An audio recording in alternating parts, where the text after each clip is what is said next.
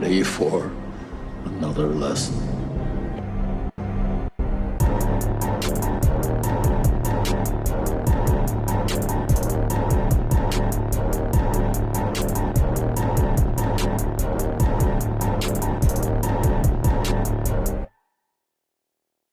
What's up, everybody, and welcome back to Back Row Banter, your favorite casual movie talk podcast. I'm one of your hosts, Adam Schwartz, and on this week's episode, we'll be talking about the movie Parasite. But of course, before we get to any of that, I am joined today by no Wi-Fi Nathaniel Gingrich. What up, everyone? I'm making this calling in over the cellular network of a bunch of cells of batteries hooked up to a radio tower, obviously. Oh. I don't know if that's how that works. I'm actually using radio. But well, if you can't prove that it doesn't work, then I guess it works. How is it working right now, Adam? Yeah. If you're looking at me and hearing me, and this is all recording, then how can you say it's not working when I'm looking at my cell of batteries hooked up to my radio tower right now? True. You got me dead to rights, man. How could I ever prove you wrong? It's a technology that would be good for this family, considering it costs me nothing except the That's batteries. Fair. I'm paying so much in batteries. Dispose like double A's. Yeah, I actually use old batteries that other people have used. For sure. And how do you charge them? I don't. I just put them on there, so I get a little bit. It uses a lot of batteries. Let's see. So I'm paying just as much in gas to drive around and find all these batteries, but it's clean. Well, it's for the environment. Recycling people's batteries. Why don't you get, like, instead of wasting all that gas driving around collecting these batteries, why don't you invest in a generator and put that gas in the generator? Because I can't have a generator inside my apartment, Adam. What do you think here? So instead, you're going to have 10,000 used AA batteries stacked on top of each other? The floor is sinking, but it's fine. All right. Well, as long as the floor doesn't sink during this podcast. If you hear any creaks during this episode, don't worry about it. All right. Also joining us today is Tutor Tyler Verdalis. Tutor? Like the Tudors of England? Tutor. Tutor. Someone who a man who toots. Teaches. Yeah, he toots. Or woman. Nope, I'm a man. Equal opportunity tooting. Oh, I thought we were talking about me specifically. No. Anybody can tutor or toot. Do people toot? I think Tyler would be a great mechanic tutor. Yeah. Can tutor you I mechanically. do enjoy doing that stuff with people. That's like my biggest thing. If you ask me to do something on your car, I will do it, but this isn't like you drop it off and go hang out. You're gonna sit there and you're gonna learn something. You're gonna learn today. Gonna learn today. I've used his services. It's true. He has. Can I just bring my car to your place next time it breaks down? I mean, you got to tell me what's wrong with it. I can't. There's no guarantee I can fix everything. You can't diagnose problems. Yeah, no, what kind of mechanic is this? Truly, I'm more of a preventative maintenance kind of mechanic. Sure. More than I'll fix all your shit because I just haven't done it all. So yeah, it's you go in, there's just everything's on blocks, 6 feet in the air somehow. Yeah. Well, his garage is bigger on the inside than it is on the outside for some reason. Like the tent from Harry Potter. Yep, exactly like the tent from Harry Potter. It's actually what it is. I think about the tent and the purse from Harry Potter often. What's crazy is that I don't even have any recollection of the tent from Harry Potter. When you talk about that, I instantly think of the SpongeBob episode where SpongeBob and Patrick are in the tent and like doing all like they're making all the noises. And Squidward is like, "What are you guys possibly doing in the tent?" And he goes in there and it's just them two sitting in there. Oh, it's the box. It's not a tent. Isn't that the Oh, idiot box yeah, It is a episode? box. Yeah, it's a box. Yeah, yeah. Yeah, that's the catch. famous like what is it like? I saw off your legs, but I can't because my arms are frozen or I can't feel my arms. I honestly I don't know if that's from that exact scene, I but don't yeah. remember. There's that's an episode that I've probably seen 20 times as a child. Sure. Like it just happened to be one of those ones where like every time I turned on the TV, that episode was playing for some reason. Yeah. Well, there it is. Shout out SpongeBob. And rounding out the squadron. Imagination. That's where that one comes from. Over there. Yeah, I was it going to is. say, that's the imagination episode. It That's is, how yeah. I know that one. Yeah. Rounding out the squadron over there is Big Basement BlakeHolder. Hey, what up? What up? What is a basement if not just a box? A big box. I was gonna say that's something Nathaniel can't even relate to. Going back, I was to going to the ask episode a few Nathaniel if months he's back. ever had a basement. I I think we've had this discussion. Yeah, in our You townhouse. can't dig it up in Arizona because of the clay or something. Correct. Yeah. Yeah, most people do not have a basement in Arizona. So just think though, like so Nathaniel didn't even have like when you get like the early teenage childhood, like middle school, you always go to somebody's house, like the cool parents who have the basement. Right. Nathaniel didn't even have that phase of life. What do you have, Just like Nathaniel? an Where did you integral go? phase of like Midwestern. Yeah, no, you go to the basement. life. Where did you go, Nathaniel? Like, So- Where'd you guys hang out at as kids? So a lot of people. Treehouse? Oh, yeah. Well, it was a den of cactuses actually that we'd weaved together out in the Okay. wilderness. Cacti. No, most people have lofts or like That was actually really funny, Tyler. cacti. Yeah, sorry. Most people have like a loft or another room in the house. Actually, most of the time, boys. You might Nah, not that have a doesn't work, basement, bro. but you have like I don't know another room. No, that's not as cool, man. Yeah. I There's too many windows and like too much light coming in, it just messes Yeah. the whole vibe up, bro. It's got to Not be as cool. Too much light steamy down coming there. It's got to out. be kind of hot from the body heat a little bit. It's Yeah. kind of got to be like dim, but like not dark. You got like some fire escape windows or something Yeah. that's giving a little bit of light. Yeah, And you dude. got and essential is the 720p box TV that can barely like turn on, but somehow can like For run an sure. Xbox 360. Yeah. And then you're running Left 4 Dead, you're running Call of Left 4 Duty. Dead, you're man, running, what a yeah, game. yeah, man. What a I got both Left 4 Dead 1 and 2 on my shelf. That's how core that game is to me. Yeah. That's great, Mortal dude. Kombat. Yeah, man. I mean, Yeah. So yeah, that was just it's our essential. loft or our bedrooms for the most part. Mm. Nope. That's No shot. So lame. Those aren't No. nearly scary enough. No. Yeah. And preferably the catch to all this is like ideally the basement would be like not finished. Like that's when it was really fun. That's when a you're down whole other there, realm, that's bro. when it was Yeah. fun. You know? It's a Because bit anything of a, goes. You it just- get the yeah, TV it down there, kinda- just talk around with the friends. Yeah. You got like a carpet, two couches, yeah, maybe. for sure. Yeah. Now, Yeah, now a we're coffee talking. table. Yeah, now we're Yeah, talking. man. That is peak. I think Dude, you're obviously, as you grow, your vibes change. So then you like saw at some point in your life, you saw your first finished basement. And you're Oh, like, for sure. hey, You're like, this is nuts. Yo. Yeah, for sure. Yeah, the You're first like- finish base eye opening. Yeah, you're like, wait, you could like, it's like you could do normal shit down here. right. So you guys use your basement as like an actual room, huh? Like Yeah. we just fuck around down there. We just throw poop at each other. It doesn't matter. That is a great point from Tyler. The time you see your first finished basement is like that was Crazy. another world. So as a like kid. Yeah. everything that you guys are describing about that would be like also what I guess like people would do with their backyards. I guess Okay. like that moment of like having a finished backyard versus not having a finished backyard, like where you would go to like dick around grass with your versus friends. not grass. Well, yeah, Grass it was versus gravel, yeah, or sand as well too. But then, like, because then most everyone would have a pool, or like a bunch of people would have a Right. pool, and then that's where you Mhm. would go to like grill or hang out or something like Yeah. that. And like I'm thinking specifically of my friend Luke's house, where it was like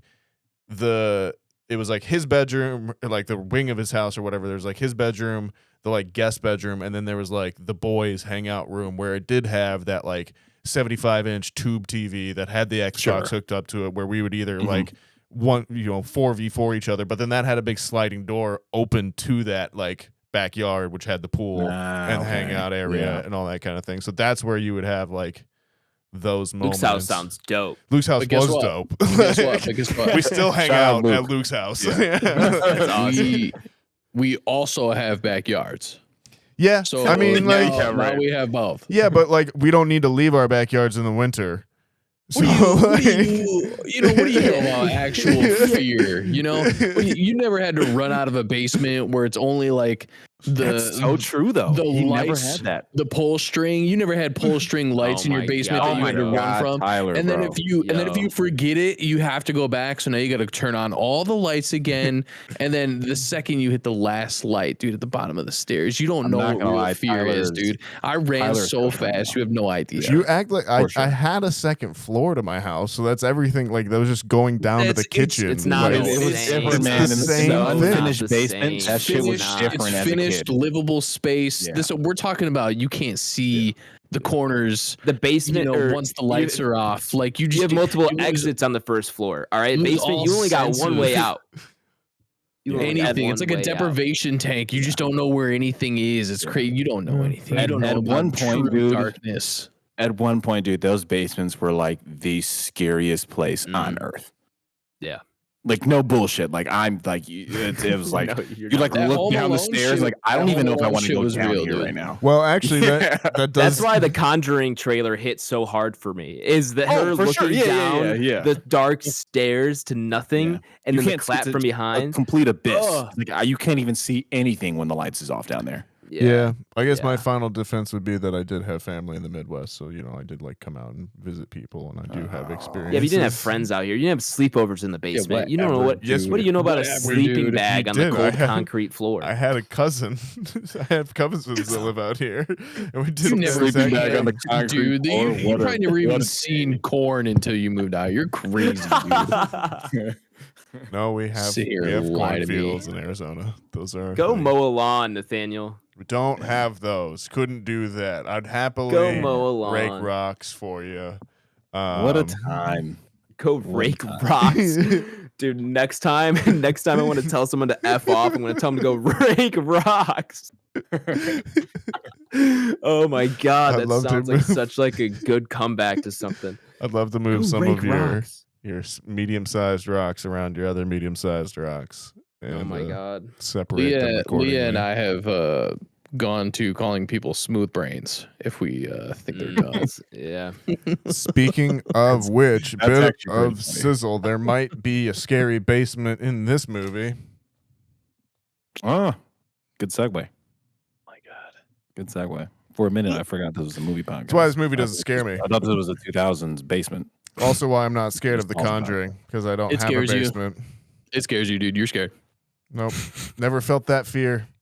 I guess that is true, though. So, like, that scene wasn't that moving to you in real time, was it? Of course it's fucking scary to me. Just because I didn't have a basement doesn't mean I wasn't afraid of the fucking dark. Stairs. I didn't know, man. Stairs and dark shit still scare the hell out of me. Like, again, yeah, I didn't have a basement to go down to. There were still dark places that I was afraid of to go to. Man, one of these days, Nathaniel, you're just gonna wake up in the basement of Tyler's house, lights off. You can't open the patio door. You're banging on the door and you can't get out. Did this happen to you? Do we need to talk about this? Did Hannibal Lecter were you on the black phone? What are we talking about right now? Listen, I just want to let everybody know I did not kidnap anybody, and I will not kidnap in the future. God. You gotta clear that up. Yeah, Adam worded that almost as if that's like Tyler's like regular. Like, what are you doing Saturday? I didn't. That's what I'm actually doing. I don't feel like I worded it like that. That was an all hypothetical situation. Allegedly. I'm afraid of basements, man. Anything can get clipped nowadays. Yeah, that's true. They can be taken so far out of context. Yeah, no one ever double tell checks, people, man. like, this is an entertainment podcast only. Yeah. These takes are not representative of who we are in real life. The Witcher Sirens of the Deep. That looks dope. What the fuck are you talking about, bro? Parasite, though, man. Parasite. Let's get on into it. After Tutor Tyler. This is the film. Big Basement, Blake. That's what it was. Yes, Big Basement Blake. Welcome, listeners, to the main review segment of the podcast here. Nathaniel, if the listener here is new or maybe they have just forgotten, can you give them a rundown of how our review segment works? Yeah, if you've gotten through Basement Boys, the spin-off podcast of Back Row Banter, then welcome to the main review segment here on Back Row Banter, where it is split into two sections. There's the non-spoiler segment, and then there's the spoiler segment. It's pretty self-explanatory. In the non-spoiler segment, we'll go over the movie itself, its IMDb summary, its rating, who's in it, who wrote it, who directed it, all that good stuff.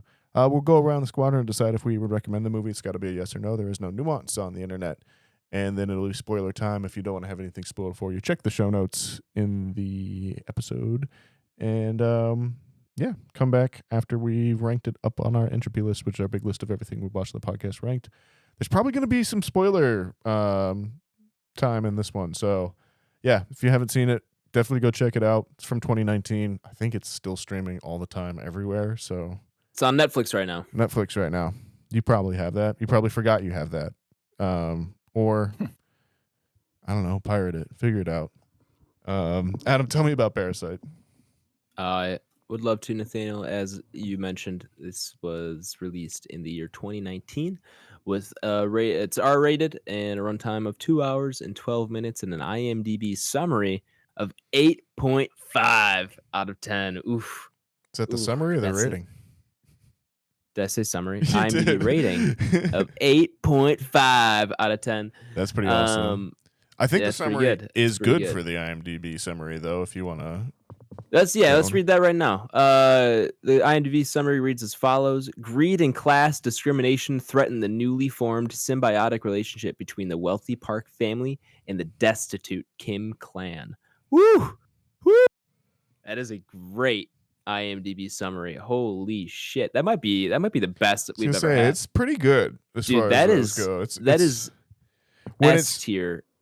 I mean, the rating's kind of an 8.5. Let's be honest. Very representative. I would say the summary is an 8.5 as well, too. Adam, you did not speak wrongly. Yeah. This, Great summary. Love that there. Now, of course, this movie is directed by Bong Joon-ho and written by Bong Joon-ho. He has the story and part of the screenplay. The other half of that screenplay credit goes to Han Jin-won.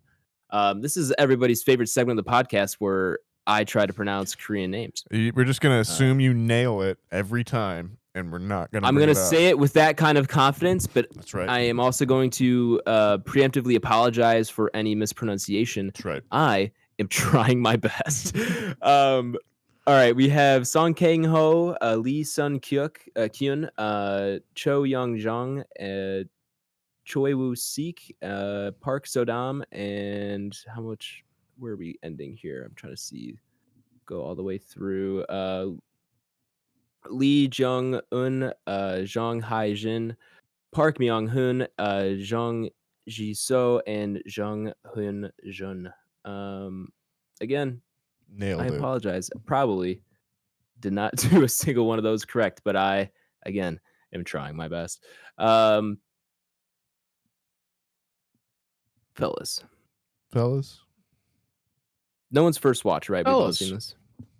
No, this is gotta come clean as my first watch. Oh, that's right. This is your first watch, and you have had some bits. Did you say you had some bits spoiled for you, or you knew? Yeah. So just because of how large the movie became, right? I mean, it's definitely my first watch for sure, but it was kind of hard to go in like super blind per se. Right. Like you have an idea of what the film's alluding to and themes and things of that nature. But yeah, effectively first watch. Well, what are you thinking here, sir? Because this is a very interesting first watch movie, of course. Especially for you. Yeah. Yeah, so pre-spoilers, I like it. Let's cut to the case, right? Yeah, the film is good, right? And I knew it would have a play on like socio-economical statuses and things of that nature. A little more horror adjacent than I would have thought. I would say that much. So that was definitely appealing for me, right? That's certainly up my alley. And overall though, it's kind of hard to talk about this without spoilers, in my opinion. But definitely one of those movies. Yeah, I like it. I'll cut to the bullshit. I like the film. It's objectively a really good movie. I understand why it has such a high rating. I understand why it won all these Film of the Years and all these different awards. Right?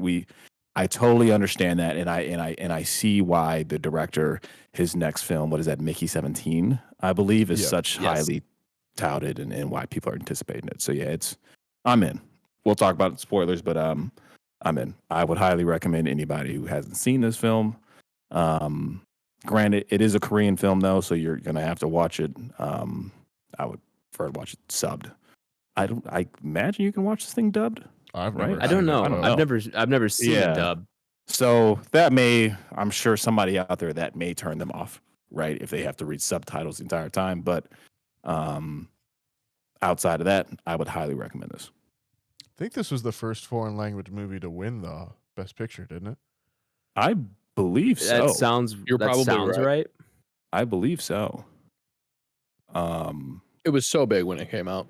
Yeah, for sure. And also to double down on that, so this is 2019, so this is right before like the world was like, just different place, man. Going back to the Lost Pod last week, where it was a different place before Adam was born in '95. True, a better place.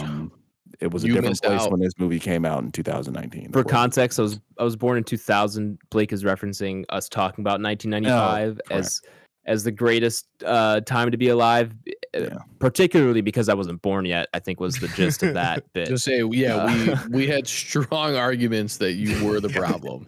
Yeah, there was a lot of data involved that before you were born, the world was or even conceived for that matter. True. But yeah, 2019, totally different place. This is one of those movies that was, if you were around, it was huge. I'm sure a lot of people got to this during COVID too, right? You'd have to for sure. Yeah. I think I got to this during COVID. That sounds right, honestly. I guess my biggest question is why do you think you didn't see it? Because I was always under the impression that it did have a pretty big horror background or kind of some kind of like thriller aspect to it. So that's why I was initially interested. I'm curious as to maybe why you didn't hear that or why you missed out. Because I feel like this was like so far up your alley. Yeah, that's a great question. And I guess I hate to take the cheap answer, but I ultimately don't know why I never got to it. I think it was one of those where it's like, hey, I know that's a really good movie and I'll get to it one day. And then you just keep putting it further down the short list, shorter down the short list of whatever you want to watch. And then it's on the 30, it's the 30th movie on the short list. Yeah. And it's one of those like, man, that movie's so awesome. I'm going to watch that one day. And just never got around to the right time of watching it. But here I am on a podcast with a few great buddies. I got around to watching it.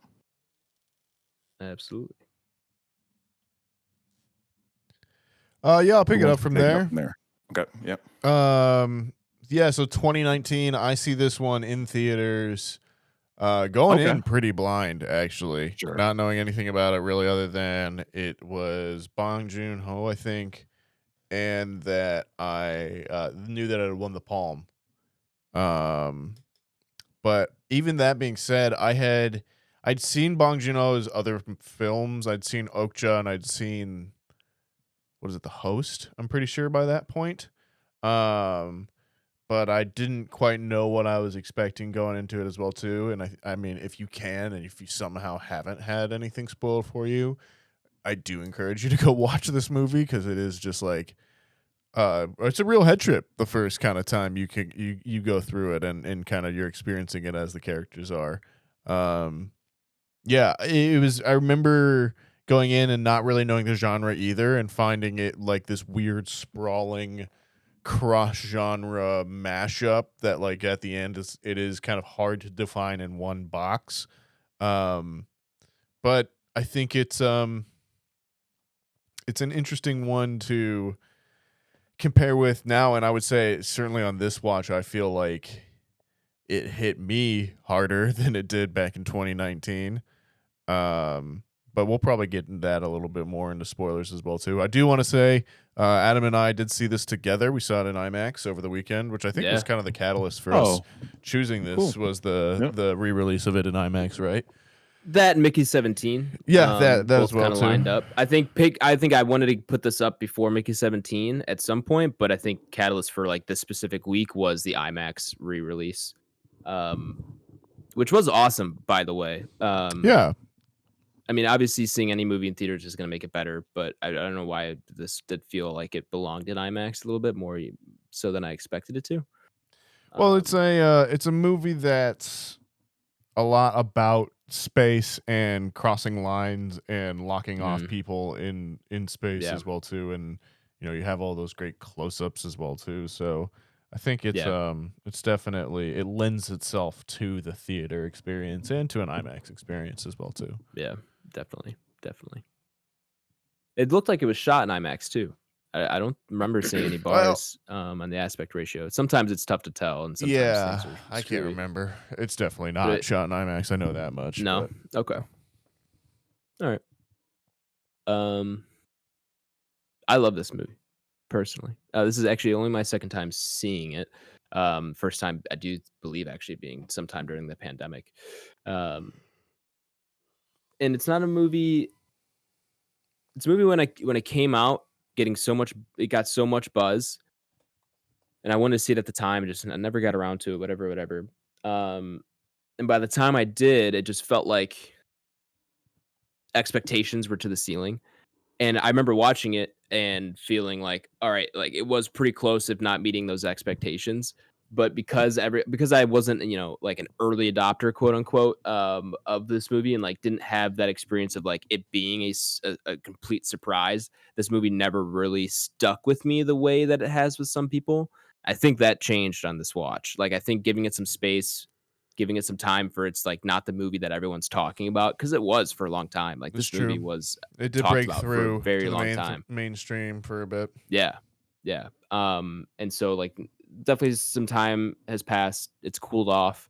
Bong Joon-ho hasn't put out 2 or 3 other movies in the past 6 years since this came out. So it's like coming back to this now after all of that, and after, I mean, we talk about a different world. I know we already kind of mentioned the pandemic, but like there's been way more societal changes, beyond the pandemic that have happened in the last 2 to 2.5 years, I would say, that like it's even a crazier world than if you were to watch it in say 2022. And now watching this movie after everything that's happened in the last 6 years is just it's interesting how how like my view of the commentary has changed, and also how the commentary is reflected back onto like the real world, watching it now versus say if you were to watch this when the movie came out. But with all that being said, again, this is a movie, as we've kind of already alluded to, definitely need to talk with spoilers. I don't want to say too much more beyond what's kind of already been said. Anything plot related is tricky territory, because definitely not a movie you want spoiled for you. So if you've not seen it, do yourself a favor. Don't listen to our spoiler segment, and just go straight to watching this movie. This is a highly recommend for me. Anybody else here need their non-spoiler thoughts out? If we got into everybody? You have not. You have left me out, and I am now offended. No, you were talking about it, and you were talking about the 2019 thing during a pandemic, but so I didn't know how much. Anyway, go ahead. No, it's just, obviously you guys know I'm a recommend. I've definitely seen this, probably, we'll call it under 10. But yeah, it's a great movie. It's turned into a movie that I know for sure that I could just like put on and not necessarily pay attention, like clean the house, but like still like stand in front of the TV for like 10 minutes. But you understand the Korean in it at this point. Just I do, yeah, basically. Love the plot. Love everything about it for the most part. It's just a great story. And it's shot really well. So written well, shot really well, acted very well. And when you put those things together, folks, guess what? You get a good movie. And that's what we like to talk about on this podcast. We also like to talk about really shitty movies sometimes. So that might be next week, but I guess we'll find out. Bit of sizzle. But yeah, we could definitely get into it. I'm a huge recommend. There's obviously going to be some more talking throughout the spoilers than there is non-spoilers, just because there's a lot of meat on this bone, and we want to get off as much as we can. So pause. Sorry. You're listening to Smooth Jazz 99.9. All right, recommends all around, gentlemen and listeners. We're gonna go ahead and head into spoilers. And as I said before, this is if there's a movie to not listen to the spoilers for, it's probably this one. So go ahead, check that episode description where I've left the timestamp you could jump to, where you'll be taken to the ranking of the movie up upon our entropy list. Spoiler time, Nathaniel. Shit goes down. There's a guy in the basement. Well, I heard that spoiler. Yeah, thanks for giving people so much time to get out of the spoilers. I'm sorry, I played a record scratch and an air horn. If they didn't know it at that point, that shit was going down. What if they like dropped their phone in their car? What if they're driving and it fell? They had time. And they were scrambling. They've had 6 years. Hopefully you have like steering wheel controls. You can pause it. Hopefully you're not in a ditch. I'll help them. Siri, back it up 30 seconds. Anyway, there's a man in the basement. How concerning. I can't even tell you what my reaction was to that reveal. Scene. Yeah, because it's just not at all in your mind. Like it's not even a thought in your mind that could be a possibility. They don't really allude to it in any way. It is just all of a sudden, hey, there's an extra basement cellar bunker area. And hey, there's a dude that's living in it and has been present throughout this entire movie. And you just didn't know he was there. And guess what? He's been there for 4 years in this house. Yeah, right. Holy shit. Yeah, absolutely bonkers twist. But you guys remember your guys' reaction to that? Because that was like an all-timer, like holy F, like this is a way different movie than I thought it was. Yeah, so I guess I'll kind of jump in first, right? Being first viewer. So absolutely. Yes, the reveal was great to me, but it was one of those where unfortunately I've succumbed to the masses. Where I knew that was part of the film. I didn't know when it would occur, though, right? Yeah. So I wish I would have caught that in a real time or in a COVID, right, when we're at the peak of the popularity of this. So that did, unfortunately, did kind of get ruined for me, for lack of a better term. But you have no idea how it really like tied into the plot, right, until you're actively watching the film.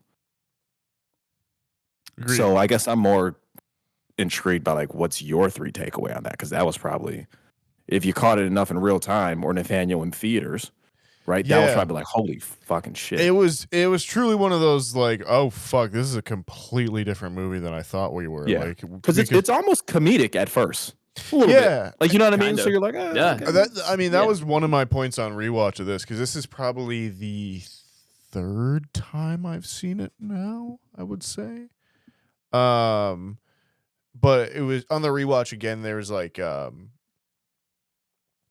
sometimes I feel like, in particular, with like foreign language films and stuff, and reading in subtitles, I wonder how much sarcasm sometimes gets through and like jokes on that side of things. Those are always my like things of like, this could be the iffiest thing on there of like, if I'm understanding this as a joke or understanding this as sarcasm and that kind of thing. So it was on rewatching this one the 3rd time, I feel like, where I felt like this movie was much funnier than I remembered it being the first time I watched it. I think I 100% agree. I think because I just didn't know because I had no idea what type of movie it was going to be, and I was going in blind in so many ways.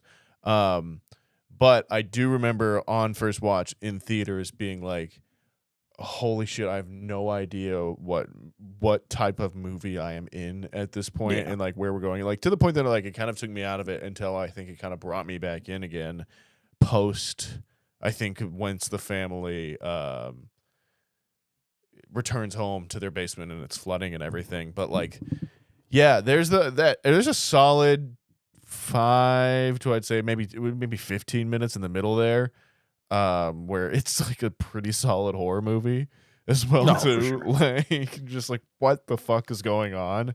And it's still that scene of the ghost in the basement rising up the stairs with his crazy eyes is like burned into my eyes. it's like second to the Insidious jump scare to me, where like that is just like that's burned good. into my memory, like kind of thing. Yeah. That's that was the immediate takeaway scene from me. Yeah. Right, where I was like, okay, this is one of the best horror scenes I've seen in a while. Like great jump scare, tension build up, all of that. That's how it's supposed to be done. I have a distinct, clear memory of my grandmother telling me a story about a nightmare she had when I was probably 6 or 7. And the nightmare went that like she would be staying in her home and a man would peek around the corner at her. And then every time she would try and get close to him, like down the hallway or something, he would duck behind the corner. And then when she was at the end of the hallway, she'd like look into the room, and then he would be like behind her bed and then be peeking up from behind her bed. And then like she'd run to the bed and like get out from behind it, and then like she'd turn around and he'd be like outside the window or like back down the hallway peeking down again. And it's fucking that guy is like what I think of now, because that story has stuck with me forever and burned into my memory. But that guy, who'd you say that was? Your aunt? That was my grandmother that told me that. Your story. grandmother. Well, your grandmother didn't have a basement, so like he couldn't have come from the basement. No, it's worse that way. It just means that a man has entered your home, I suppose, or has been staying on the same level as you the whole time. Well, yeah, but listen, Nathaniel, if she told that story in the Midwest, it's a lot scarier here because we have basements. You know, we do have basements. We can't be hiding anywhere else. Which He's got to be hiding on a floor that has more than one exit. Which I was also waiting until this point in the podcast to talk about, that I feel like Bong Joon, one thing I also noticed on my rewatch is he sets up that fucking hallway, like stairway to the basement so often in shots where you're not even paying attention to it, but it is just this yawning black void in the back part of the frame, which I think like is a like horror technique that is like there to just like work subconsciously on you. Like even if you're not like as a viewer maybe like paying that much attention to it, you're just like there's this spot of darkness on the frame at all times that you just don't know what is looking out at you. That's a great point. You don't know what is looking into it, kind of thing. I think that works on such an unconscious level to just keep us on our back foot during the viewing experience. And it's like it's little stuff like that where I feel like this movie is just elevated from a film crafting standpoint above so many others that might just have a good story or have a good, like cross genres or something that is a little bit more than a flash in the pan, right? It's got that deeper substance. 100% agree. I think that like filmmaking wise, this is just incredibly well made from top to bottom, and it's not going to necessarily wow you with any certain like camera techniques or anything like that, but it's just super solidly well made. There's that shot, like Nathaniel, you were saying, setting that up, like that is something I noticed too. Like there's a shot of just like the mom of the family, like the wealthy family, where she just like walking up those steps to go like see her son or like bring him something. And it even that like caught my attention because that you had sent me the image of the guy peeking up from the stairs, and I was like, oh wait, that's like the same. It's like the same shot. Yeah. And why do I feel so uneasy with her coming out of like just lifting out of this black void almost like it's I think on a really rewatch, I remember looking to see if he was peeking up in other shots, like if he was like watching the family more on that kind of thing. But yeah, no, I mean, and again, we're talking about just a part of this movie, but when the real bigger thing is obviously like the parasitic relationship between the family themselves and the parks, and then there is this whole kind of other half on it. And again, I feel like on this rewatch, that's the thing that like again hits me harder too, and is just a bigger part of it. Yeah, it certainly reads as a film that you would begin to appreciate more after several watches. Oh, I think for sure. Right, like there's so much to take in terms of like just the socio-economical status and the themes that are involved in this. It's really hard to digest on first viewing, right? Because you're so caught up on like reading all of the dialogue and looking in the background of scenes, and it's a lot to take in. And it's one that I would imagine I'll begin to appreciate, to Tyler's point where he said this is one that I can now just put on and enjoy as like an all-timer. This is one I can't wait to grow with in that regard, right? And put this on in 8 months and be like, ooh, I really like this. And then put it on in 3 years and like I'm really liking it, right? I can see all those things coming about, but it is a lot to digest immediately. It really hits that sweet spot too of like, I don't think I like any of these characters, but I see much of myself and different points in this movie as well too, and just like those struggles that I've had, or like those times in your life where like, well, fuck, it would be easier if I could just go, like, all I need is a fucking shot to do something, and like if you will just open the doorway for me, then like obviously I can get to where I need to be, kind of thing, and like, and that thing of like, don't you see how little this means to you, but how much this means to me, to somebody else, in those moments. And like I feel like that was the thing for me on this rewatch, where I was just like, fuck, like I remember watching this in 2019 and being like, well, I feel like I can remember relating to like the college friend the most at the start of the movie, who like gives them the rock and is there for maybe like a bit, but he's like kind of like he's going on to start his life, right? And now it's 2025 and I relate to so much more the family and even the fucking people in the basement, where I'm just like, yeah, it is one bad day where from just fucking having to live in a basement for the next 10 years and you just don't know. And god damn if that doesn't hit like a ton of bricks.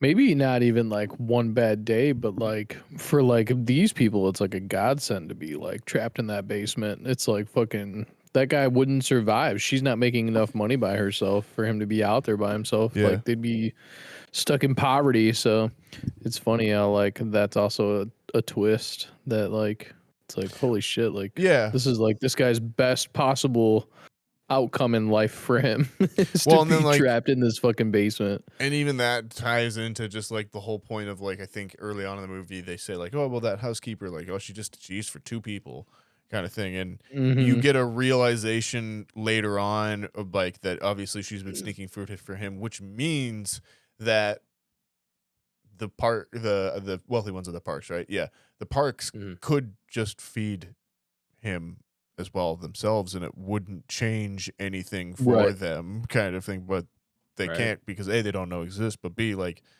then they wouldn't be as wealthy either too, like there wouldn't be that difference between them. It's yeah, man, this one I like it a lot. I think even from just the fraud crime family side of it too, like that's just a great story where they start with the brother who brings in the sister, who brings in the mom, who brings in the dad, who brings in the mom, and the dad's performance I think was a standout. Dude, at he the stood time. out. He stood out to me this time around watching it. I think he was like the one for me when he was on screen that I was like really kind of paying attention to. He caught my attention a lot when he was on screen. Something I want to bring up in terms of like the kind of class commentary that's here is, and something I kind of thought about more on this watch is obviously, you know, there's that commentary between the wealthy and the poor, but then there's that interclass warfare between the two poor families. Yeah. And how, you know, they're kind of stepping on each other, and, you know, both of them have the same enemy, quote unquote, if you want to say that, like, you know, both of them are poor because of wealthy families, essentially, almost. Right, yeah, they're rich, and then, you know, that you have that kind of warfare. But there's a line when the guy is discovered in the basement of the house, and the dad goes, you know, how could you live like this, like in a basement, you know, like that kind of thing. But then their house, it is a basement, and they're just not, you know, 4 stories underground, but because they have half a window, they think that they are a higher class within themselves. But objectively, when you look at it, they're not different really almost at all. Like they're both incredibly poor. They're both struggling. They're both on the same side of the class war or whatever you want to say. But just the like kind of commentary within that, the like, hey, like we're bad off, but like these people, you know, we lived in a basement for 4 years, like scum of the earth. Yeah. But you know, how much different is he than you are? You know what I mean? And backed up by how quickly they both turned on each other, like back and forth 2 or 3 times. Yeah, I think exactly. Yeah, like, they keep going back and forth. Yeah, it's just it's nuts. And I think that says a lot about, like, you know, people will people want someone to look down upon, because as long as they are superior to someone, they don't feel as inferior themselves, and that kind of thing. And I think that's definitely a key point in this movie. Which is obviously backed up very visually with how easily the mom just like drop kicks her down the stairs once, you know, if we want to talk like figuratively, as the housekeeper is trying to ascend back up the stairs and again get back to her place of it, the family that has moved in kicks her back down the figurative and literal stairs and kills her. Yeah. Like, and that skull cracking on that was like, it's one of those like, ooh, nuts. You know, it's sound, like it sound does design have on that some, one. this does have some gore to that it as moment well. and the moment where the performance of the husband in the basement when he is like trying to talk to the wife and he's tied up and she's like slowly dying. That was the one on this one where like truly like broke my heart kind of thing as well too. What was there's something else I was going to say as well too. The other line that sticks out for me is the if I had this, I'd be nicer too. I think the mom says that or whatever. And she's like, they're sitting at the table and she's like, if I had all this, I would be a kinder person as well too, kind of thing. The upshot being like, obviously it's easy to be nice when you have plenty. Facts. But it's also not. Yeah, I mean, it's which is also like, you know, kind of like the moral of the story. Like, just because you have all this stuff, you don't need to be, you don't need to have all this stuff or be a rich person to be a good person.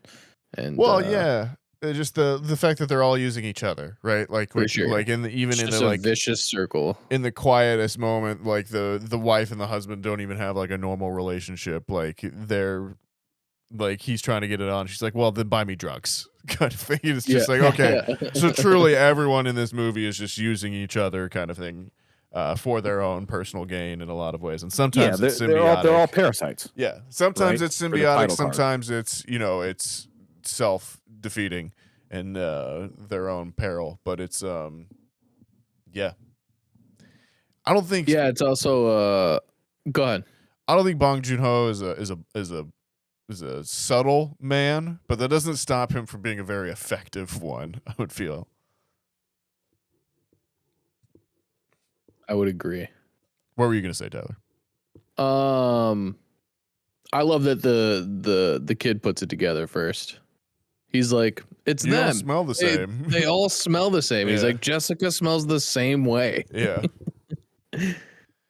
Which I thought that was pretty cool. Have you guys ever, like, even as us, we're all middle class guys at this point, like, you know, more or less. We're all middle class. What the fuck am I talking about? But like, have you ever? Absolutely. You ever? But have you ever? We had basements, Nathaniel. I don't know about you. But have you ever found yourself in one of those like high upper class like events moment and you're just like, oh shit, my suit is $1,000 cheaper than everyone else in this room, like, you know, I'm wearing my best cologne, but I know that I stink, like I stand out from a smell or something like that. Like I'm just not in my circle right now as well. And that's, I think, its own little head trip that the movie, you know, again gets as well too, on like kind of like how tough it would be or how tough it is to kind of climb those strati,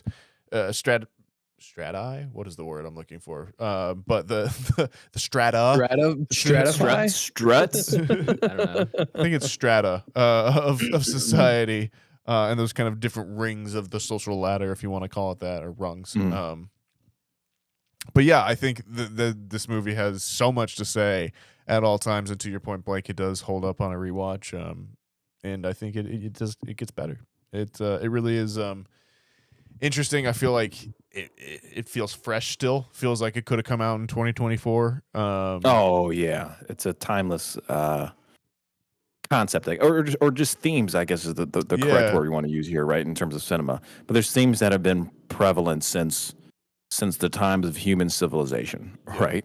And that's what makes this movie good. So when you watch it in 2019 or when you put this on in 2037, right, the movie is going to still be relevant to what's going on in the day-to-day world. when we're all folding boxes for Amazon in 2037. Yeah. This one's just on in the background. And Jeff Bezos is paying us pennies on the dollar. 70 cents per Amazon box. Yeah. Then you go back and live in your gray box, your gray cubicle. That's right. And we're all identical to each other. I've got my paste for breakfast. Yeah. A side note on this, well, I guess we can kind of keep it on this podcast too, or keep it on this film. Pardon me, brain's a little everywhere. But this is a great segue to just people who are not into international films, right? You can imagine this did turn them on to other international films because this was such a large film, right? And that does take you to your Train to Busan's. That does take you to something that would be similar to this, and although it's a Netflix movie, but I want to say it's an Argentinian film, if I'm not mistaken. But The Platform has a lot of I think it's Chilean. I'm sorry. I think it might be Chilean or something like that. I'm not sure. Yeah, thank you. So I definitely don't want to be culturally insensitive. I know it's not an American film, right? And it is of Latin America descent. But that has a lot to say on socioeconomical status as well. In a little different way. I don't think it's as polished as Parasite, but definitely stuff that, I mean, there's good films everywhere, right? And I don't even think we've done a ton of international films on here. I know we have Y Tu Mama Tambien and this, and I think that's really it. Pans. Oh, Pans. Yeah, and Pans. So yeah, there's great cinema everywhere. There's great minds everywhere. There's great directors everywhere. We do Devil's Backbone? No. We have not. Granted, we do have some of the anime movies in here, which could technically be Japanese. But, I think you're right, Blake. And even in Bong Joon's filmography, I think Snowpiercer would be another one that it has those socioeconomic themes for sure. Okja as well too, obviously.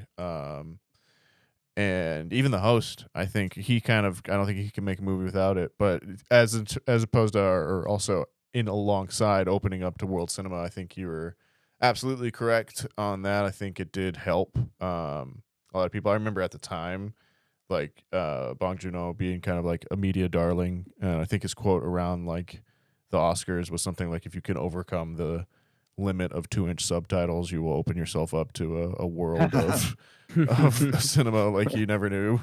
And I mean, even the Korean movies, like you have classics like Old Boy, and I mean, even some of the newer ones that like I've wanted to talk about to get on here, like The Raid as well too. And I think that's Indonesia. We got to get like RRR on here at some point as well too. That one I've heard of that years ago. The Wailing would be a good one to get on. Yeah, here The as Wailing well. would be awesome. Yeah. Train to Busan, as you said earlier as well too. Yep.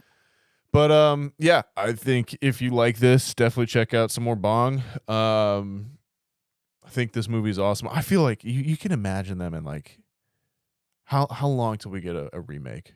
How long until we get an American remake? Oh, I'm surprised they haven't done that yet. To be fair, I think there's just like a line of respect. Like I think they're like, it got like, maybe if it was smaller and it didn't quite get the grab that it did here, but I think because that you got the huge grab that it did with the US viewer base, that they're like, there's no possible way we could rip this off now. Like it's too big.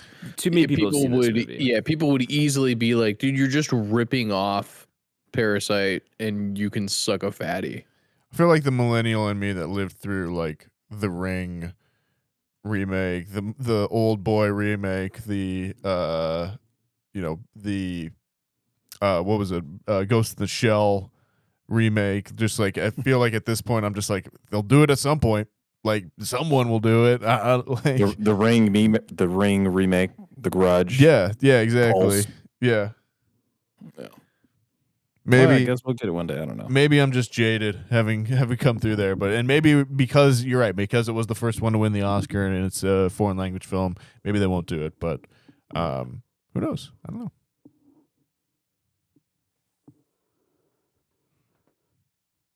Should we rank Any closing thoughts from anybody? Or I'm good to rank it. I think it's important that we obviously point out the the huge like stabbing and everything at the end, and then I was gonna ask what you guys thought about the ending. The end of the movie. Yeah, I was gonna say I feel like it's a pretty big part of the spoilers, and it definitely deserves some credit. I think it's super cool. I love that you just it's kind of the thing that you just don't know. I also do love the scene where they're in like they're gonna get caught. Oh man, there's like that huge like panic button where they're like, dude, we're absolutely screwed. Also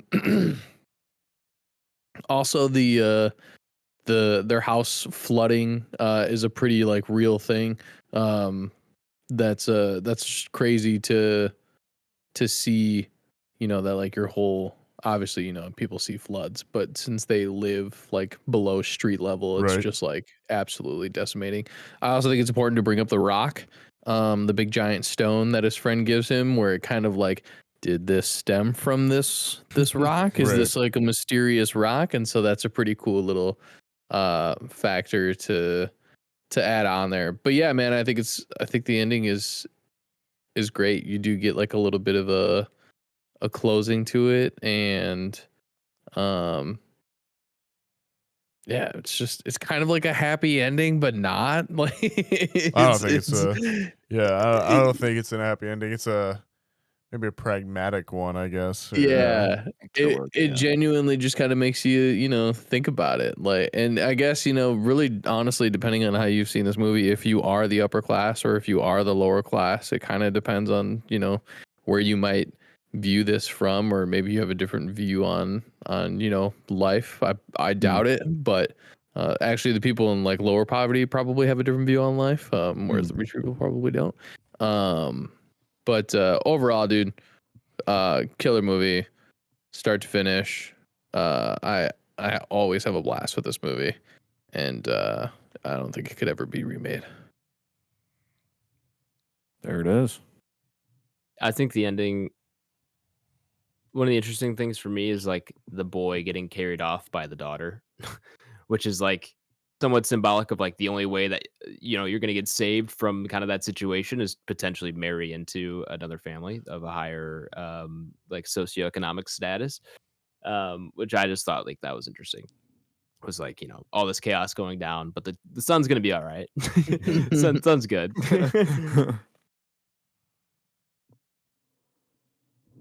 All right, let's put her up, shall we? Wobble up. Wobble up, listeners, and welcome back. Those who skipped over the spoiler segment of the podcast, we're going to go ahead and throw Parasite up upon our Entropy list. For those of you who do not know, the Entropy list is Back Row Banter's official list of all the movies we have reviewed, regardless of genre, regardless of anything else, all on one fantastic list.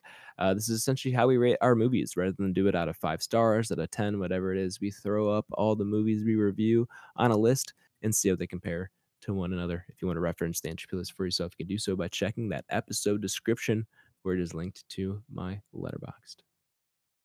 This is movie 221 on the Entropy list. It's a damn lot of movies. It's a whole lot of movies. Number 1, of course, on the Entropy list is Dune Part 2, and all the way at the bottom is Borderlands. Bong Joon-ho wrote this movie, but he is not your savior. Wide range. I'm gonna have to play that album, man. I haven't played that album in a while. All right, so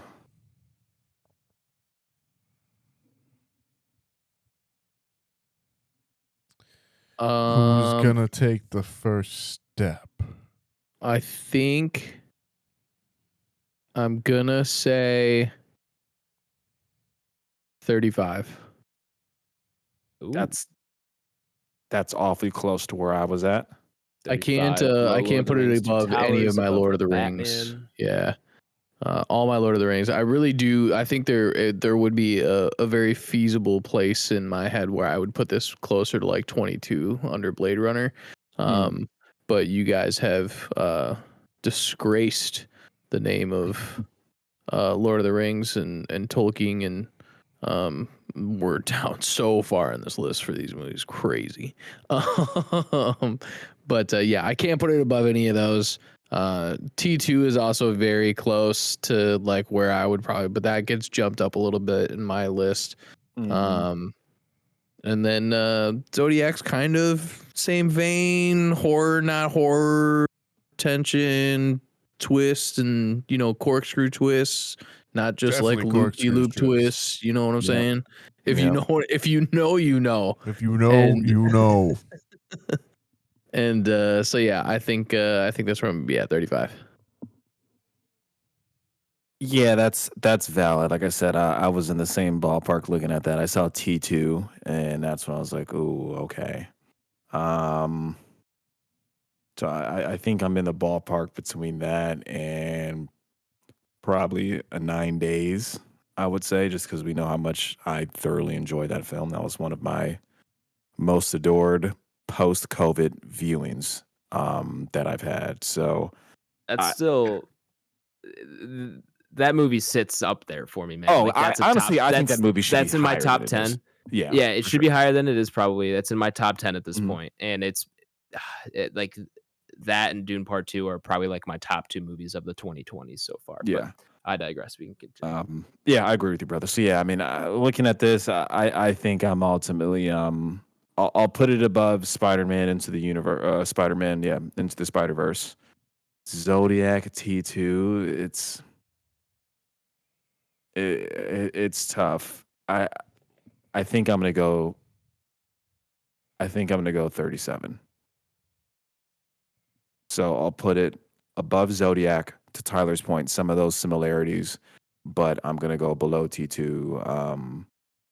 T2 all-time classic. James Cameron all-time classic. Arnold all-time classic. One of the best sequels of all time. So a film that one would argue that could get some more love on this Entropy list itself, and T2 being at 36. 37. Yeah. So I will put Parasite below it at 37. For sure. I'll keep mine pretty short. 29 right below 9 days for obvious as before stated reasons. Can't put it really above that. And I think this is just a good range for that movie to be at, and my hard cap being 9 days. And then I think about The Girl with the Dragon Tattoo and absolutely love that movie. And I think this movie is just kind of right on par with Girl with the Dragon Tattoo, Green Room, Lord of the Rings, Furiosa, Green Knight. Like this movie not necessarily clears those, but is in that echelon. Yeah. And I think I kind of like maybe just like this viewing experience more than some of those movies. So I'm going to put what I say, 28? Correct. 29, pardon me. Yeah. Boys, you all have made compelling points, and there's a lot to be said for the movies on all of our lists, as we've talked about a lot. Even right around the 100 mark, you start hitting some tough choices, and it only gets tougher as you move up the list. I came out of this viewing experience, and I gotta say, one of the first things on my mind was I want a Lucky Monk Bavarian pretzel. One of the second things on my mind was, God damn it, that's a top 10 movie. Mm-hmm. So your fucking boy is on his shit again. We are rocketing up to the top of this list. He's unhinged. Right. Ladies and gentlemen, I'm going number 5. I'm going below I figured somebody would have it Labyrinth. up there. I am going above Hereditary. I'm not even mad, dude. And actually, you know what? I'll take that back. I am mad. I'm mad I didn't have the balls to put it in the top 10, Nathaniel. I feel like I got to go to bat for this one. I feel like as we've talked about a lot, I'm also going last, so I get to know vaguely where like me choosing this puts this up against everything else on that. So I wouldn't say that would like influence my choice in any way, but there's a little bit of comfort there because to both Tyler and Blake's point, like T2 is a fucking phenomenal movie that deserves to be in like the top 5 on any given day. Like it sets the bar as far as sequels go. It's probably the best sequel of all time in terms of like what it does for a franchise, how it shifts it. It's like that in Aliens, right? So without a doubt, like there's an argument for it being like around there as well too. I think exactly what Adam said. But yeah, I came out of there feeling like fuck it, like that is going to be an important film. I think from as we talked about, from like the filmmaking craft storytelling side of things, it's top notch. It's it is one of those movies that reached a whole new level of people. It got out into the mainstream. It escaped just film Twitter and all that kind of stuff. So yeah, I think like when we look back culturally on the impact of certain movies, there'll be things like Get Out that is also in the at number top 10. There'll be things like Hereditary. There'll be things like Dune 2, I suppose, in some ways. But we'll look back at those the big times that culture kind of shifted. I think this would be another one out there. I got it at number 5.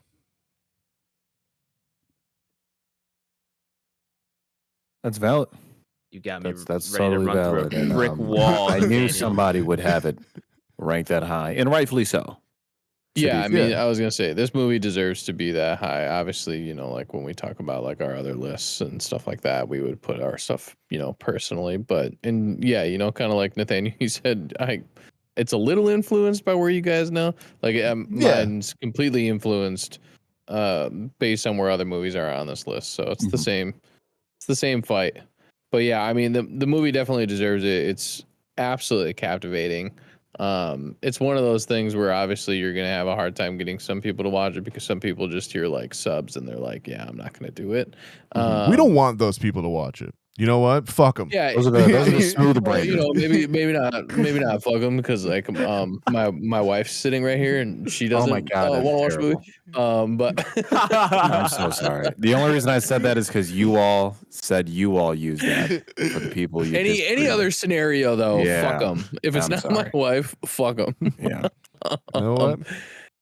But yeah, it genuinely deserves to be for higher you. for sure. But the list is influenced by other variables. That is true. But I'm glad somebody did put it up high because it definitely deserves it. Yeah. And on this list, you can't act like anything in the top like 30 isn't high. No. Yeah, right. no. And I think that's ultimately the takeaway that we all agree with our placements is like, yeah, anything within, to Tyler's point, 30, probably 40 and above is like, all right, we'll say 40. These are pretty fucking good. I would say anything, 48 to 50, like those 40 to 50 movies you could have in your top 10. And okay, honestly, like 70 to 80 you could have in like your top 10. Nathaniel, I respect the hell out of that ranking. And if you were to make a push for that in July as we do our re-rankings and say, hey, I really want to move this up, I would probably be inclined to vote yes. So. Adam's putting all his cards on the table, and he's like, "Yes, you easily twist my arm into being able to do that." I mean, now, you could. But at this point in time, I'm sticking to my guns. You piece of shit. No, I'm spending all this time to prepare sit on this, arguing Dune 2 to move lower. Don't worry. Well, that'll never happen. I just got to convince the others. In order for Dune 2 to move down, something would have to be pushed up above it. So once we get there, yeah. Jesus, there's a price for everything. We're taking Parasite Did straight we not to just the top. watch the same movie here? Right? There's a price for everything. Yeah, there really is. All right, that's what's that put us at on average here? That puts us at 26.5 on the average, which will land a Parasite at 27 on our entropy list. That is below Lord of the Rings: Return of the King and above Ex Machina. Side note, final note, before we get out of here, I really wanted to try that Ramdan thing that she makes, the like sirloin. Yeah, it sounds good. yeah. Yeah, noodles. I'm sure it's garbage, but I feel like it would taste good. Maybe I just like beefy Asian cuisines as well too, or dishes. That would also be part of it. But plus, you stir fry sirloin, it's gonna taste good as well. So Anyways, what we're watching? Anyone? Well, Adam and I, we've been watching things that are really quick before we get to that. Next week's review will be Captain America: Brave New World. Only in theaters. Go and watch that movie and join us for our review next week. That's all I have to say. Who knows? Maybe it could be good, or maybe we could have a good time ripping it. I don't know. I mean, it's Harrison Ford's in it, you know.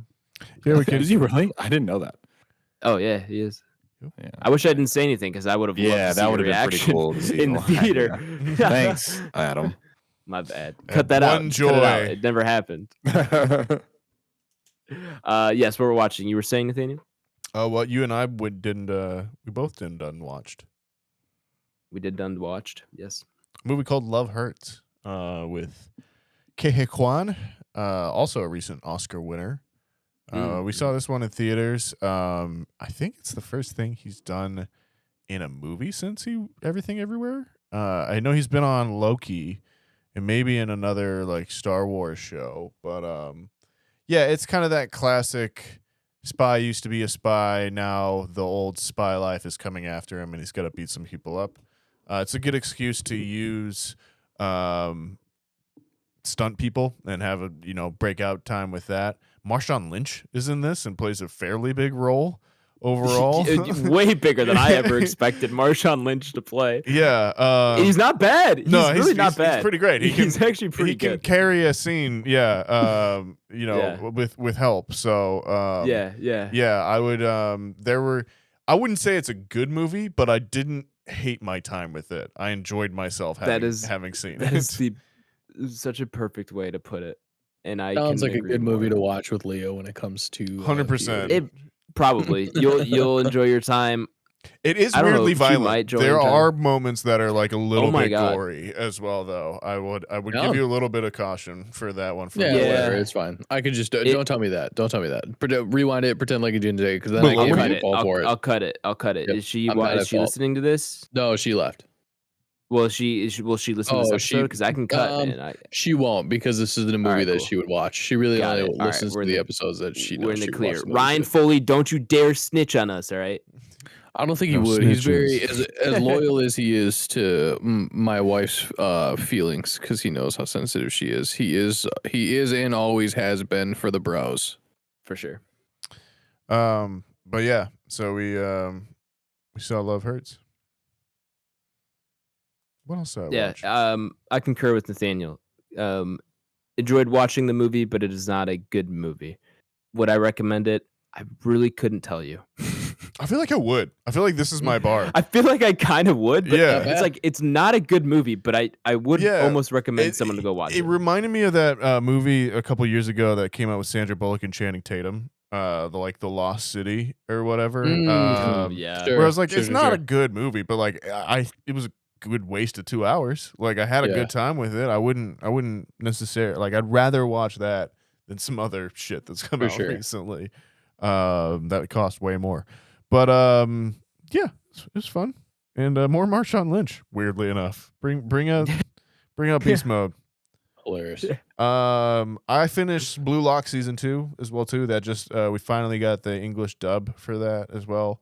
That show rules. I can't stress that enough. I feel like I've tried to convince you guys to watch it at this point. It's probably not going to happen. So it'll definitely happen. Get me to watch any show. Fair enough. Well, Tyler will watch it and we'll bro out about it and it'll be great. So, I feel like there's something else that I watched as well too. Someone move on to someone. I can pop back in if I remember. Just off the top of the head, we started Dexter because I've only seen bits and pieces of it, and Leah's never seen it. It looks like you have remembered, so go ahead. More of season 3 of Hannibal. Which, Blake, have you ever watched Hannibal? Did we talk about this at any point? I think we talked about it last time, but I have not. Yeah, you need to watch that for sure. That'd be one you would really like. Okay. Lerv. Yeah.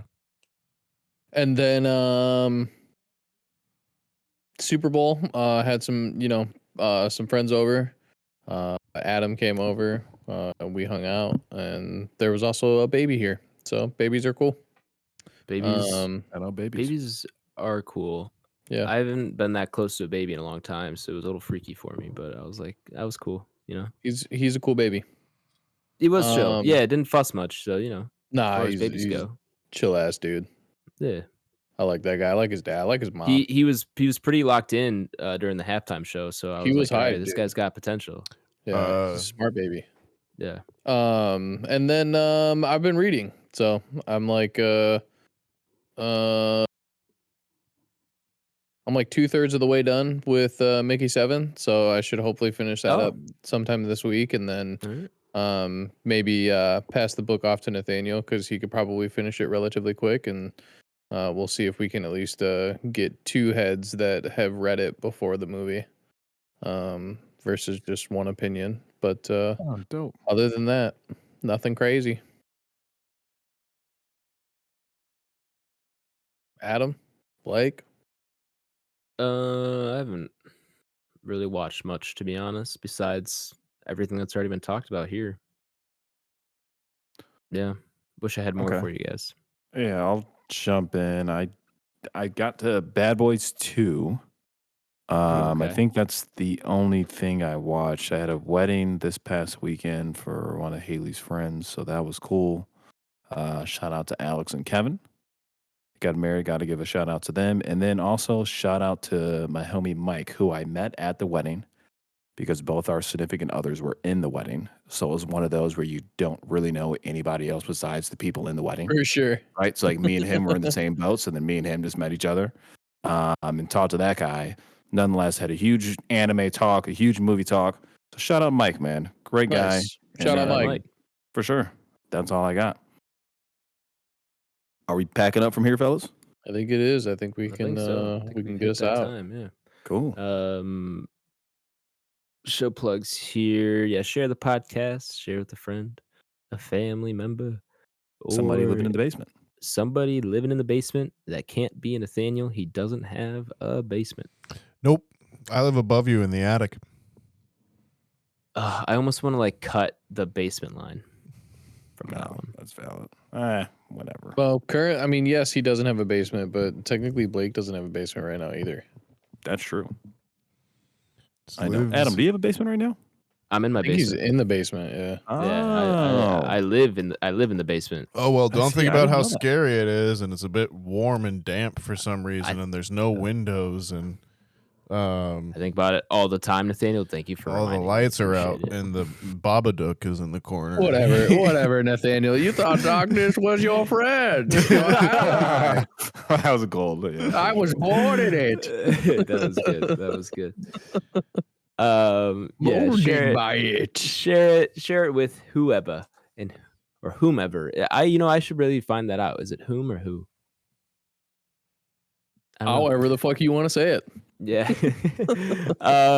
And while you're doing that, follow us on Twitter at Banter Row. On Instagram, we're Back Row Banter Pod. YouTube is just Back Row Banter. And then our email, if you want to send us one of those, is backrowbanterpod@gmail.com.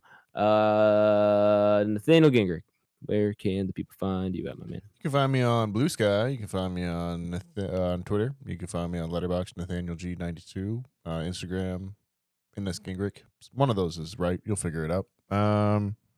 Yeah, Blake. Letterboxd, BlakeHolder. Be on there, log some things, rate them out of 5 stars. PSN, Mr. Watercoolers. Xbox Live, Mr. Watercoolers. Instagram, Mr. Watercoolers. Ty? Instagram, Letterboxd, and X. All Tyler Vidalis, VIDALES. Adam, you're last, and get us out of here.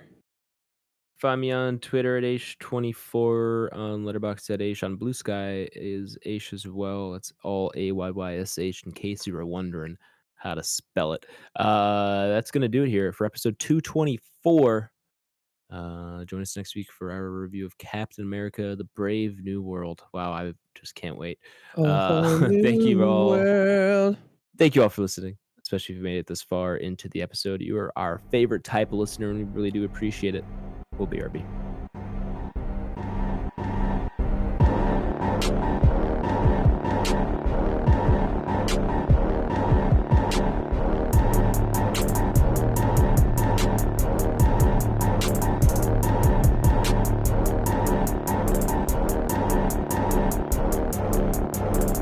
I'm American.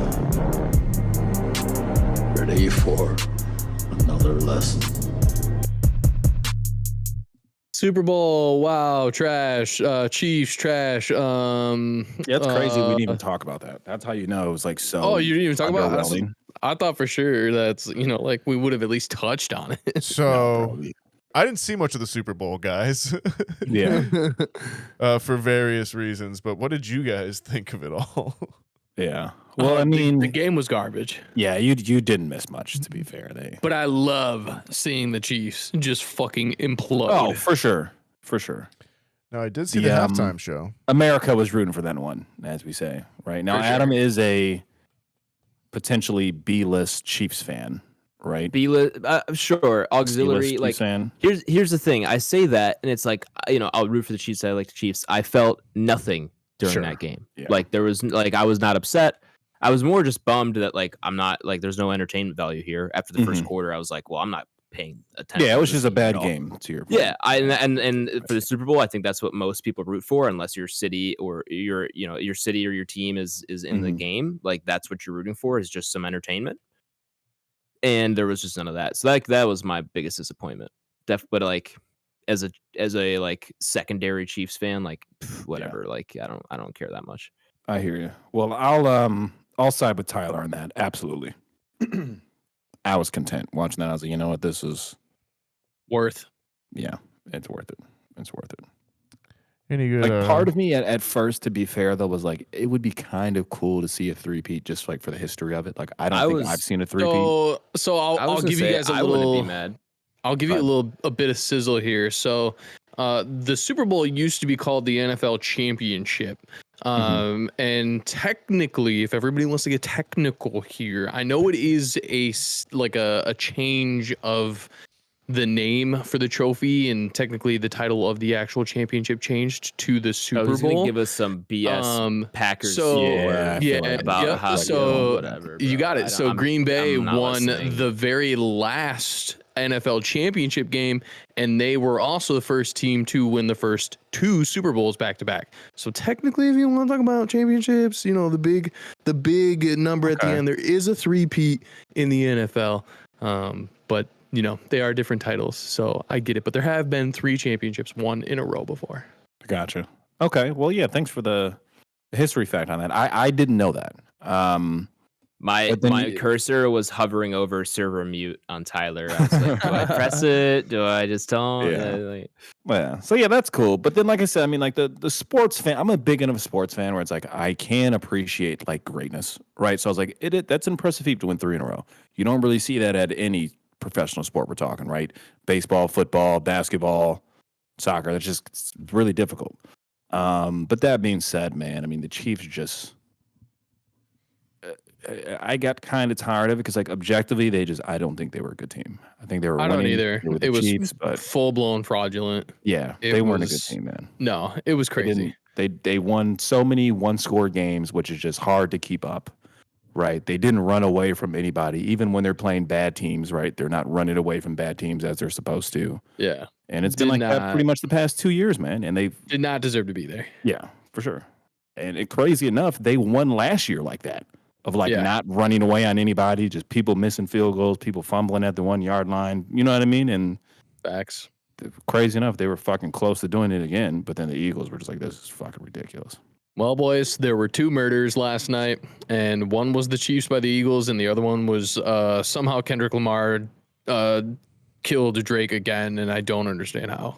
Yeah, fair enough. And he got Samuel L. Jackson involved, which is crazy. That was pretty cool. That was true. That was true.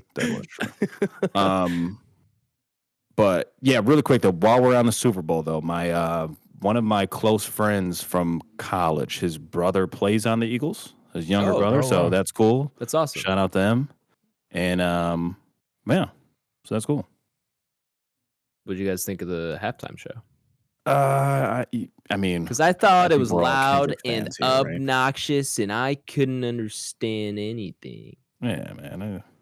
I think we all know how I think we all enjoyed it, right? But I absolutely enjoyed it. Yeah, I made a pretty funny little joke after we got done with it. I was like, it's cool for us that it was filmed in a way that it was kind of like a live music video. But like, could you imagine being at the Super Bowl and Kendrick's like in that like red X and they're like, what the fuck is he doing in there? Like, I can't see anything that's going on. Yeah, for sure. It looked like it's a big play on it for the television broadcast, right? For sure. And just objectively drastically different from any sort of hip hop performance. Like it's not gonna be Mariah Carey or Michael Jackson up there. You know what I mean? Like you're just not getting that type of dance and choreography and things of that nature. But I think we ultimately got what those who are Kendrick fans wanted. Like this is about as good as you can get for a Kendrick Lamar Super Bowl. I mean, what do we expect the guy to get up there and start dancing like Prince? Right. Yeah. It just wasn't going to happen. No, I love that he had the GSX up on stage. I love all the little Easter eggs that are kind of throughout, like Serena Williams and all that stuff.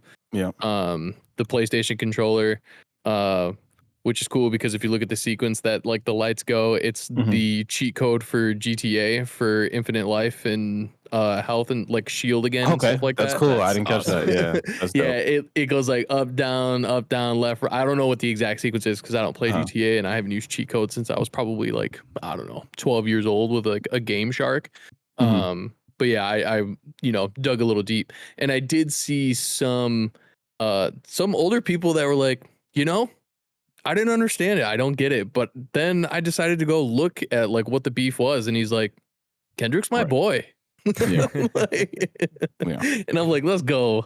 And that's valid, right? That's all anybody who to your point maybe doesn't get it or doesn't know the music, right? That's up to you as a viewer. You either do the due diligence to go look into that, or you don't. But yeah, ultimately I felt it was good. We knew eventually he would do the song.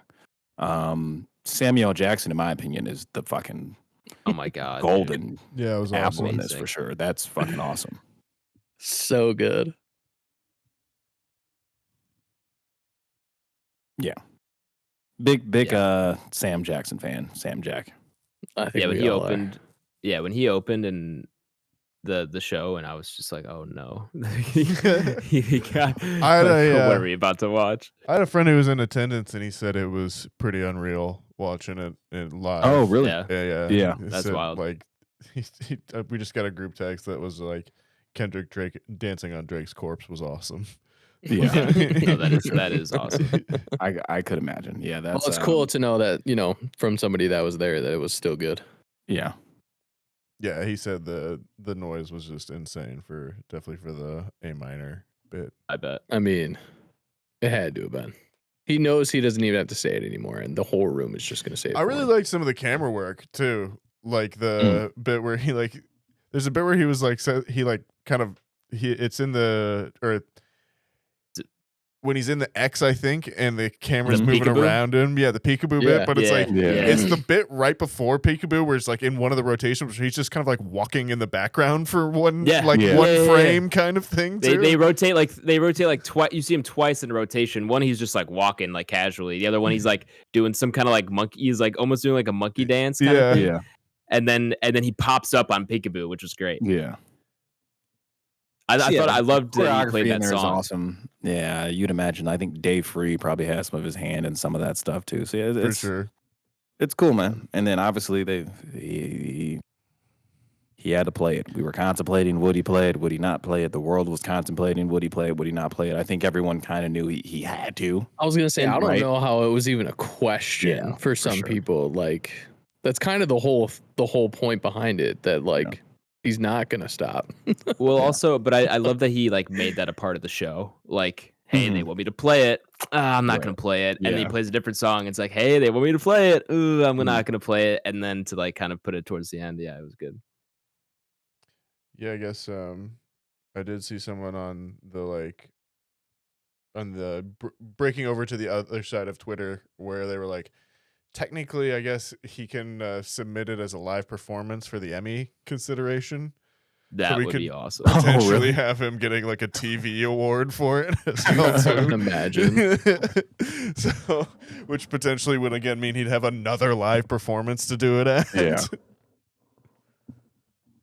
amazing.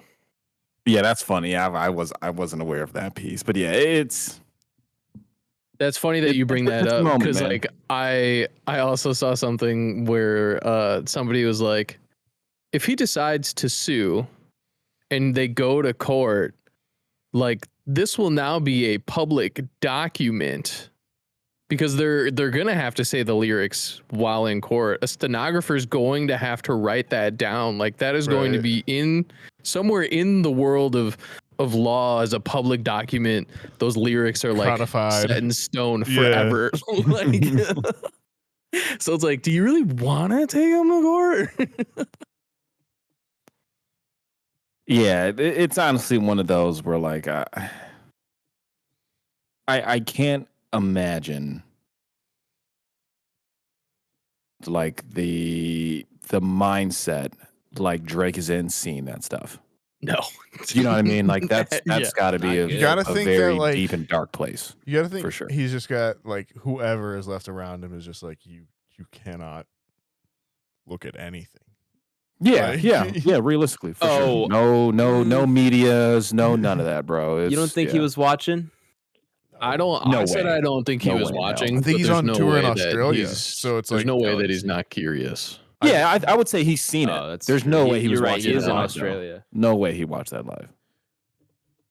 But yeah, he's definitely seen it. Apparently And he's if he got did, an album he's- coming his out on Valentine's Day. Ego's massive.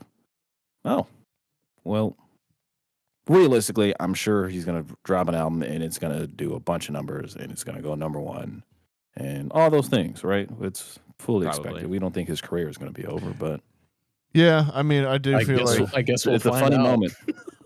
I guess we will. Yeah.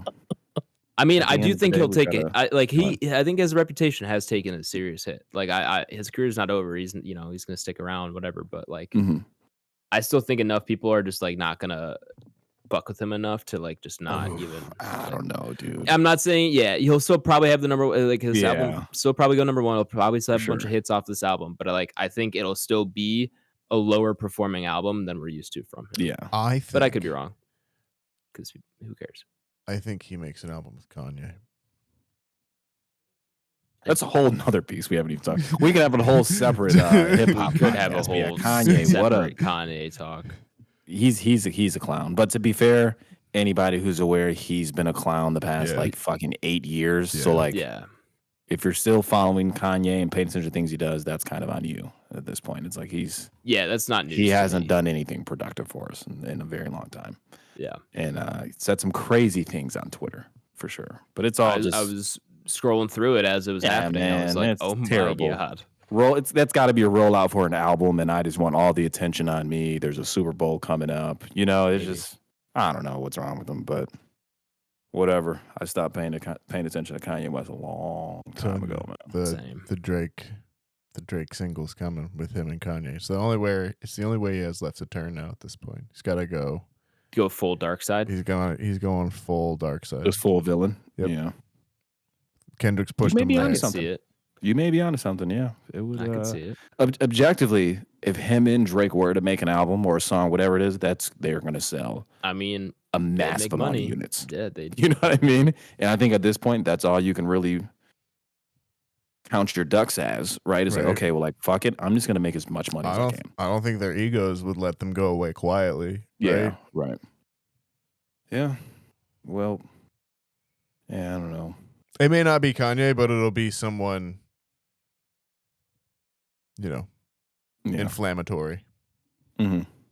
I did the only thing I found funny from the Kanye bit, and I guess it wasn't even from the Kanye bit, but when he came out and he was like, I'd come out and like I've been diagnosed with autism or something like that, and da da da. And anybody's been paying attention to where it's like, that's not that surprising, man. Maybe that's surprising to you. Like, you might be the only person surprised with that information. But yeah, strange guy. We're all Bring back Tyler, We're all the on that Creator, spectrum dude. somewhere. Only Kanye thought he was not. What do you mean on the bring him spectrum. back? He just released an album like 3 months ago. I know, but I'm like, make him more popular again. Tyler's doing great. Oh, Yeah, I like Tyler the Creator. He went away for a while. he's Dude, alright. Yonkers was like one of my favorite songs when it came out. Yeah. All right. Are Shout out Tyler the we? Creator. I was gonna say, Also, a Los Angeles legend. Going back to Kendrick. true. True. Full circle.